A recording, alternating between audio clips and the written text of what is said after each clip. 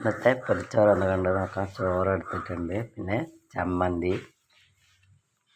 കൊണ്ടാട്ടമുളക് വറുത്തത്, പിന്നെ ചീരത്തോരനാണ്.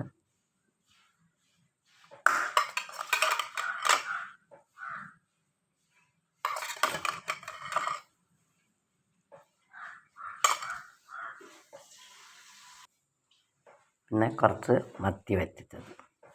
ഇത്രയാണ് പൊതിച്ചോറിലേക്ക് എടുത്തിട്ടുള്ളത്.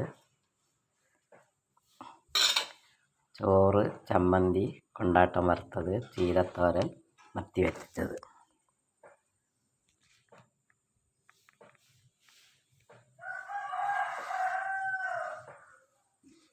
ഒറ്റ പാത്രത്തിൽ ചീരത്തോരനും കൊണ്ടാട്ടമുളകും ചമ്മന്തിയാണ് എടുത്തിട്ടുള്ളത്.